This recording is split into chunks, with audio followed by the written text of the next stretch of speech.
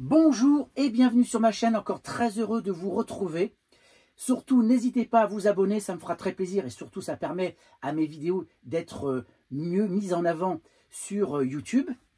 Autre chose, allez sur mon site web mavicadé.fr ou francepassioncampingcar.fr, un site web où je parle de vacances en camping-car. Il y a des tutos, il y a des astuces, il y a des tests de produits, tests de vélo, une mine d'or.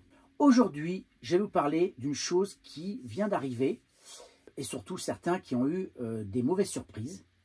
En effet, camping-cariste, 1500 € d'amende et 6 points en moins pour l'utilisation d'une application.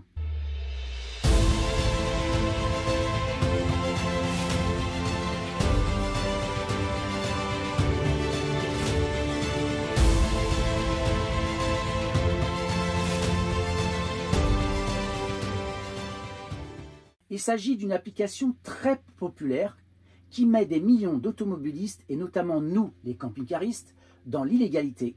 Votre téléphone peut devenir une passoire à argent. Sans préavis, une fonctionnalité anodine pourrait vider votre portefeuille et saboter votre permis. Les automobilistes sont donc en première ligne. Une application star installée par des millions de personnes vient de basculer dans l'illégalité. Vous l'utilisez peut-être même en ce moment même et vous allez voir que ça peut vous coûter donc très cher. Donc, automobiliste, gare à l'application qui vous veut du mal. Waze, en effet, c'est cette application dont je vais parler. Ce nom résonne comme une évidence pour des millions de conducteurs, notamment nous les camping-caristes. Cartographie en temps réel, trafic fluidifié, alerte personnalisée, mais saviez-vous que son outil phare vous expose désormais à des sanctions cinglantes. La fonction signalement de radar, autrefois plébiscitée, est désormais un piège à 1500 € d'après Scanopy.fr. C'est là où j'ai vu cette information. Les autorités frappent fort, 6 points retirés d'un coup, une hécatombe pour votre permis. Mais comment on est arrivé là? Les automobilistes ont cru bien faire en partageant les positions des contrôles routiers et des radars. Erreur, car depuis 2012, la loi interdit catégoriquement tout dispositif aidant à localiser les radars. Waze a joué avec le feu en maintenant cette option, jusqu'à ce que la justice tranche net. Alors pourquoi cette chasse aux applications de navigation? Roulez-vous souvent en dépassant les limites? Avouez, ces alertes sonores vous ont sauvé plus d'une fois, mais voilà, en signalant les radars, les conducteurs ralentissent uniquement sur les zones contrôlées, puis accélèrent aussitôt après. Résultat, des comportements erratiques, des freinages brutaux, des accidents évités de justesse. Les chiffres parlent d'eux-mêmes d'après la sécurité routière. 23% des collisions sur autoroute sont liées à ces ralentissements soudains. Les automobilistes transformeraient-ils leur GPS en arme de distraction massive? En tout cas, les pouvoirs publics l'affirment et les sanctions tombent. Alors, vous, camping-caristes, comment éviter le piège? Ne paniquez pas, l'appli reste légale à une condition: désactivez immédiatement les alertes radars. Ouvrez les paramètres, cherchez l'onglet Communauté et décochez l'option maudite. 2 clics pour sauver votre portefeuille. Mais attention, certains modèles de voitures intègrent directement des systèmes de détection. Vérifiez votre dashboard. Une icône en forme de radar ou un signal sonore inhabituel doit vous alerter. Mieux vaut prévenir que guérir, surtout avec 6 points en jeu. Alors que risquent vraiment les contrevenants? Imaginez un contrôle routier, totalement routinier, et soudain, le gendarme repère votre téléphone ouvert et il voit l'application allumée. Son regard va se durcir. Monsieur, votre application est paramétrée pour signaler les radars.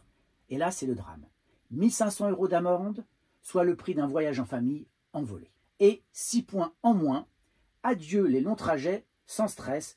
Bonjour le stage de récupération. Et ce n'est pas tout. En cas de récidive, votre permis pourrait prendre la poussière pendant des mois. Ah, voilà comment procéder dans l'application. En haut à gauche, vous avez les 3 petits traits. Vous appuyez dessus. Vous choisissez paramètres. Vous descendez jusqu'à alerte et signalement. Et là, vous allez dans signalement et ensuite radar.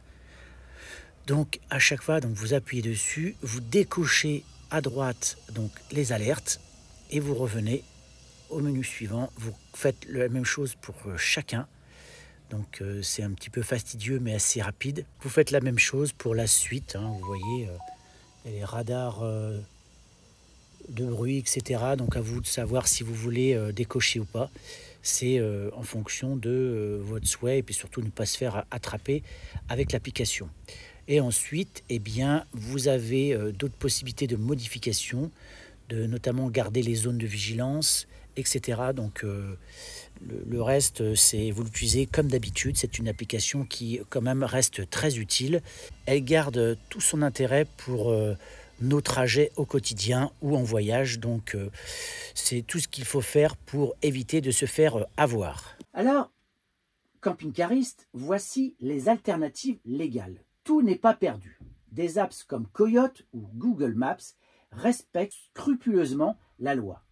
Elles alertent sur les dangers, accidents, obstacles, travaux, mais jamais sur les radars, donc on peut dire que c'est plutôt un bon compromis. Petite astuce, activez les notifications de zones à risque, école, passage piéton, vous restez donc informé sans enfreindre la loi, et si votre excès de vitesse vous inquiète, une solution existe, regardez votre compteur radical mais infaillible, et surtout, certaines applications peuvent avoir des avertisseurs de dépassement de vitesse. Et donc, votre téléphone ne sera plus votre pire ennemi. Donc, chaque choix a ses conséquences. En bannissant les alertes radars, les autorités rappellent une évidence. La sécurité prime sur le gain de temps. Mais une question se pose. Est-ce qu'un gendarme ou un policier a-t-il le droit de fouiller votre téléphone portable? Eh bien non. Un policier n'a pas le droit d'accéder à votre téléphone portable lors d'un simple contrôle routier. Il ne peut ni l'ouvrir, ni consulter vos messages, photos ou applications sans votre consentement. Il y a quelques exceptions. Une réquisition judiciaire ou si le téléphone est lié à une infraction routière, article 78.2 du Code de procédure pénale. Donc, camping-cariste, le message est plutôt clair, adaptez vos outils ou payez le prix fort. Votre GPS peut encore être un allié, à condition de bien l'utiliser et de ne pas lui demander l'impossible. Il s'agit donc de conduire malin. J'espère que cette vidéo va vous alerter sur les risques que vous pouvez avoir avec cette application Waze. N'hésitez pas à partager surtout, liker, commenter.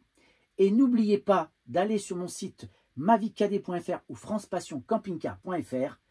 Je vous dis à très bientôt pour une prochaine vidéo. Ciao!